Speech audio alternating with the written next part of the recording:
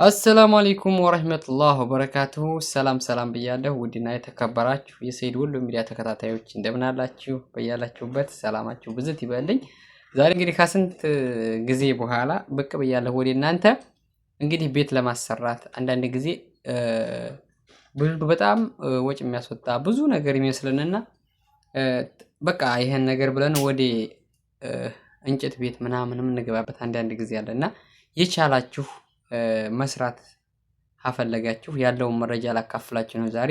ቪዲዮ ላይክ ሼር አድርጉ። ባለፈው ዝም ብዬ ብቅ ብዬላችሁ ነበረ። ዛሬ ላይ ግን ሁሉን ነገር ነግራችኋለሁኝ። ከዛም ላይ ደግሞ ኮሜንት ላይ አንዳንድ እህቶች ምናምን የሰጡት አስተያየት አለ። ያንንም እናያለን ማለት ነው። እና ብሎኬት ቤት መጀመሪያ እንግዲህ ለማሰራት የሚያስፈልገው መጀመሪያ ቦታውን ከያዛችሁ በኋላ የምትገዙት እንግዲህ ብር ካላችሁ ከጃችሁ ለማሰራት ወዲያው ከፈለጋችሁ መጀመሪያ ሲሚንቶና ብረትን ትገዛላችሁ። ምክንያቱም ጠቅልላችሁ ማለት ነው ትልኩና ከዛ ድንጋይ፣ አሸዋ ይሄ የተለያየ ነገር እየተሰራ የሚመጣ ነው። ድንጋይን አንድ የታስገባላችሁ ከዛ አሸዋ አንድ መኪና ታስመጣላችሁ። አላስመጣችሁ ደግሞ በየፈቃዳችሁ ማለት ነው። የተከሰከሰ ድንጋይ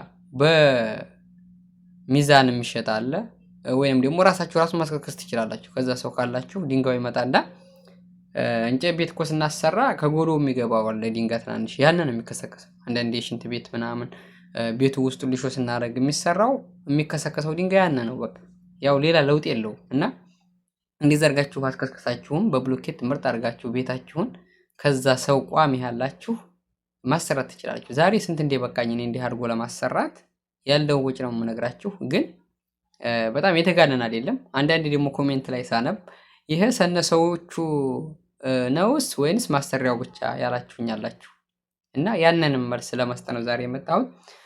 እስቲ የኮሜንታተሮችን አንዳንድ እንይ ማለት ነው። ያኔ ከዚያው ከቤቱ የተሰጠንትን ነው እና የኮሜንታቶችን እንግዲህ ማሻአላህ ስንት ልባም ወንድ አለ የወጣበትን የማይረሳ የወጡበትን ዓላማ የማይረሱ ሺህ ዓመት ኑሩበት ወንድም የሚላለ ማሻአላህ።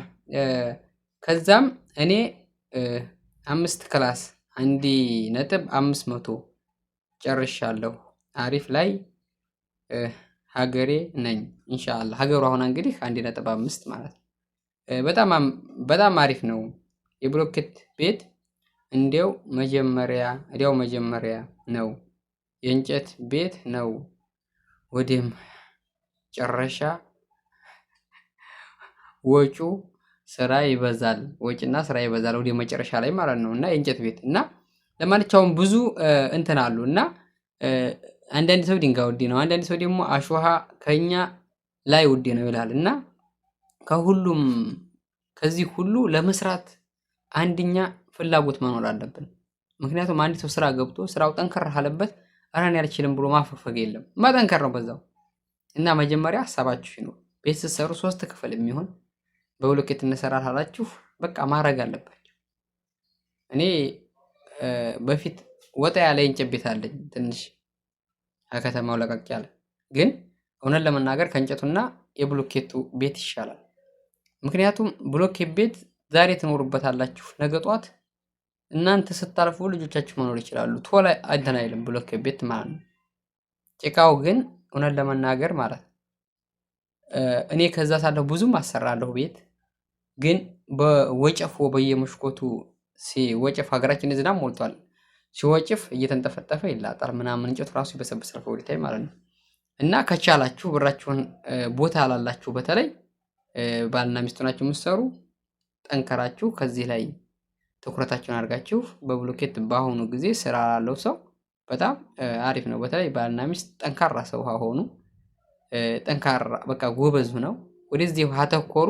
ግፋ ቢል አመት እኔ እንግዲህ ይሄን ቤት አመት ቢያንስ እኔ የምሰራው ከ2000 በላይ ነው። ባለቤቴም ከ2000 በላይ ነው የምሰራው።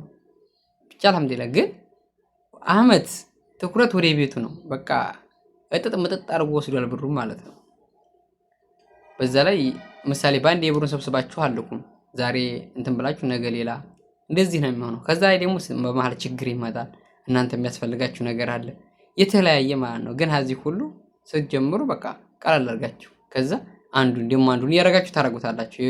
ልክ እንደ እንጨት ቤት ዛሬ ምሳሌ አሁን እንጨት ቤት ዛሬ ተመርጎ አልተገረፈ ደረቅ ሲል ወጨፎ ይልጠዋል እንላለን እና ቶሎ መገረፍ አለበት። እንደዛ ይባላል። ግን ብሎኬቱን ቀስ ብላችሁ መስራት ትችላላችሁ። ቆርቆሮ ራሱ ምንም አይሆንም። ቀስ ብላችሁ ማልበስ ትችላላችሁ። ምክንያቱም ብሎኬቱ ምንም ዝናብ ቢመጣ ምንም አይሆንም ማለት ነው። እንደ ጭቃው ላጥ ብሎ አይወርቅም። እና እኔ የፈጀብኝ ይህን ቤት ለማሰራት ቢያንስ እንዲያልኳችሁ እኔ ሳሰራ መጀመሪያ የገዛሁት ሲሚንቶ አንድ ሲሚንቶውን ብረቱን ባንዲ ማለት ነው የሚበቃውን ያህል ከባለሙያ ጠይቄ ባንዴ ነው ገዛሁት። ከመኪናው ላይ ነው የገዛሁት ሲሚንቶውን ማለት ነው። እንዲሁም ብረቱን ቀጥታ ወስዶ ነው አዛ ያወረዱልኝ ከስርፋው ላይ። እንደገና ደግሞ አሸዋ ይሄ ድንጋ ምናምን በእንትን ነው ያስመጣሁት። ይሄ የኮሩ ድንጋ የመጀመሪያ ሀምድር ሲነሳ የሚሆን ድንጋ አለ ያንን በመኪና ከዛ በኋላ ደግሞ አልበቃችሁ በአህያ ማስመጣት ትችላላችሁ። እንደገና እኔ ደግሞ ይሄ የሚከሰከሰው ድንጋ ትንሽ እንትን ብሎ ወደዛ ወዴት ነው ወደ ሲሪንቃ ነው ወደ ሌፕሶ ወደዛ መሃል መቼም ነበር የሚከሰከስ እኔ ወዴት እንደሆነ እንጃ ብቻ ከዛ ማንጣቱ ግራ ሲገባኝ እኔ አስከስክሼ ነው። ስታስከሰክሱ ድንጋዩን ትገዛላችሁ፣ ከዛ ላይ ታስከሰክሳላችሁ። ብቻ የመንጫው ወጭ ይቀልላችኋል እንጂ የመንጫው ወጭ እና ደግሞ ከዛ ሰው ያየን የሚያስከሰክሰው አሪፍ ሆኖ ይከሰከሳል። ብቻ ከዛ ሰው ካላችሁ ድንጋዩንም ማስከስከስ ትችላላችሁ ከዛው ማለት ነው። እና እንደዛ ሲል እኔ ቤቱን ስጀምር 400,000 ብር ነው ላኩት መጀመር። ከዛ ሲሚንቶ ተገዛ፣ ብረት ድንጋይ ምናምን ሞቶ አለቅ። ሲያልቅ ደግሞ ጨምሬ ደግሞ ላኩ። ከዛ ሰው ካላችሁ እንዲያልኳችሁ ይሄን ሁሉ ገዝታችሁ ደግሞ ሰው ካለ ምንድን ነው የሚያስፈልገው? የሚሰራ ሰው ያንን ዙሪያውን ቆፍሮ የሚያውቋሉ። ያኔ ሚዛን መጀመሪያ ላይ ማንኛውም ነገር ተለክቶ ምናምን ነው የሚሰራው አይደል? ከዛ ላይ ያንን በዛም በዚህም ብለው ሜትር ይለኩና በቃ ቀያሽ ማለት ነው። መጀመሪያ የሚቀይሰው 1,000 ብር ትከፍላላችሁ። በአንድ ቀን 1,000 ብር ነው የከፈልኩት ለቀያሹ። ለባለሙያዎቹ 600 አሉ 700 ልክ እንደ እንትናቸው ነው ማለት ነው። እኔ ከዛ ወንድሜ ስላለ አላህ በረካ ያርገው እድሜውን ረዝም ያርግልኝ እና እሱ ነው እንደዛ እያደረገ እያሰራ እና በቃ እሱ ነው እንደዛ አድርጎ ያሰራልኝ። እንደዛ አድርጎ ምርጥ አድርጎ ያሰራልኝ ማለት ነው። እኔ የፈጀብኝ በቃ ዛሬ 400 ነገ 400 እንደዛ እየላኩኝ ሁሉም ሆኖ 1.250,000 ብር። ግን ከ1.250,000 ብር የተረፈ አለ። ያንን ደግሞ ለእናንተ ባለፈው ሰራሁላችሁ እንደዛ ብዬ ነው። ግን አጥር እያሳጠርኩ ነው 250,000 ብር ደግሞ አጥር ሳሳጥር በዚህ መስመር ላይ አንደኛው ጎረቤት ያጥሯል ራሱ።